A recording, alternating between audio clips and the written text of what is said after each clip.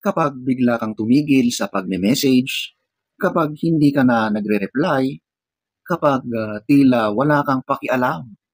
Alam mo ba kung anong iniisip ng lalaki? Ang no contact rule ay isang makapangyarihang diskarte, pero hindi lang ito basta tahimik na paghihiganti o paraan para makalimot. Sa likod ng katahimikan mo, maraming iniisip ang lalaki. Sa video na ito, ating tatalakayin ang mga bagay na iniisip ng isang lalaki kapag ginagamitan mo siya ng no contact rule. Pakinggan mo hanggang dulo dahil bawat punto ay makakatulong sa iyo upang maintindihan ang tunay na saloobin ng isang lalaki. So, huwag na tayong magpaligoy-ligoy. Ating aalamin at number 1, bakit siya biglang nawala? Sa unang ilang araw ng no contact, nalilito ang lalaki. Kung dati ay palagi kang available, tapos bigla na lang nawala ka, para siyang nayanig. Magtatanong siya, may nangyari ba? Galit ba siya? May bago na ba siya? Ang biglang katahimikan mo ay parang gulat na gulat siya. Dito pa lang nagsisimula na siyang mag-isip ng malalim. Number 2, nag-move on na ba siya? So, ito na ay para sa mga nagkaroon na ng hiwalayan, okay? Or nag-usap na para, ayun, maaring mag-cool off o magkaroon ng space. Kapag lumipas na ang ilang araw o linggo at tuloy-tuloy pa rin ang no contact, mapapaisip siya, bakit parang wala lang sa kanya? Ako lang ba ang nag-iisip tungkol dito? Dito nagsisimula ang internal panic niya. At minsan, ito ang nagtutulak sa kanya para magparamdam ulit. O, di ba? Number 3, may iba na ba siyang kinakausap? Ang tanong na ito ay napakasakit sa pride ng lalaki. Alam niyo ang mga lalaki, ang taas ng ego ng mga yan. Dahil sa katahimikan mo, maaring isipin niya na baka may ibang lalaki na pumupuno sa espasyo na dati ay sa kanya. Mapapaisip siya, teka, baka may bago siyang kachat.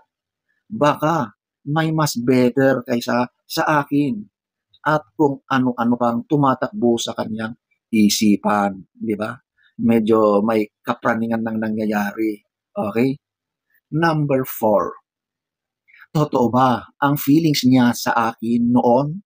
O, di ba? So ngayon ay napapaisip siya kung minahal mo nga ba talaga siya.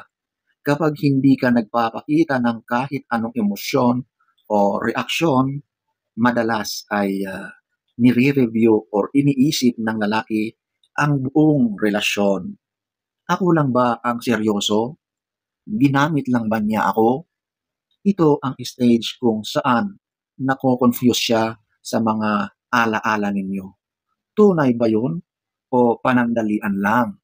So, punta na tayo sa number 5. Baka ako ang may mali.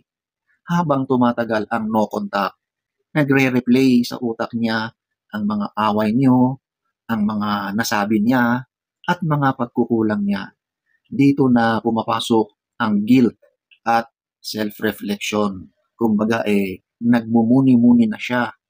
Sa puntong ito, posibleng maisip niyang siya ang may kasalanan at nagsisimula na siyang mamiss ka ng lubusan at totoo. Number 6, hindi ko siya kilala sa ganitong paraan. Kapag hindi ka na reactive, hindi ka na clingy, at hindi ka na naghahabol, nagugulat siya. Hindi ito ang babaeng nakilala ko. Magsisimula siyang makakita ng ibang side mo.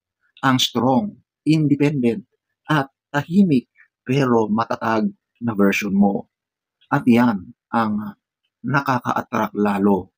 So parang nanghihinayang na siya, di ba? At dahil sa nakita niyang mga pagbabago mo, nako, iba na ang tama sa kanya. Number 7, bakit hindi siya naaapektuhan. Kapag siya ay nag-e-expect na iiyak ka, magme-message ka, o magpaparinig sa social media, pero wala, mas natatakot siya. Ang hindi mo pagpapakita ng emosyon ay mas nakakaapekto sa kanya kaysa sa drama o konfrontasyon. So dito, yung mga expectations niyang mangyayari ay hindi niya nakita sa iyo. Kaya siya mismo ang tinamaan. O, di ba? So, punta naman tayo sa number 8. Gusto ko siyang i-message, pero ayokong magmukhang mahina. Gusto kanyang kontakin, pero pinipigilan niya dahil sa pride niya. Tandaan, napakataas ang ego ng mga kalalakihan. Dito nagkakaroon ng internal battle. Magpapakumbaba ba ako o hayaan ko na lang siya? Sa psychology ng lalaki, ang ego at longing ay madalas nagsasalpukan sa ganitong sitwasyon. Pero dahil sa napakataas na ego, sigurado na pride ang kanyang pipiliin. Okay? So, punta na tayo sa number 9. Sayang siya. Kapag mas tumatagal ang distansya niyo, mas malinaw sa kanya kung gaano ka kahalaga. Maiisip niya lahat ng ginawa mo noon, lahat ng effort mo, at lahat ng nawala sa kanya. At diyan, lalabas ang lungkot niya at panghihinayang. So dito na yung part na maaring yung lalaki ay nagmumukmuk na. Sobrang nalulungkot na siya. At yung affected siya sa pagkawala mo. Number 10. Anong kailangan kong gawin para makuha ko siyang muli? Sa puntong ito, kung tunay kang mahal, mag-iisip na siya ng paraan para bumalik sa iyo. Magpaparamdam siya, magpapahiwatig siya, at sa mga lalaking seryoso, handa silang ayusin ang sarili nila. Hindi lahat umaabot sa puntong ito, pero kung aabot siya dito, ibig sabihin, malaki talaga ang impact ng katahimikan mo.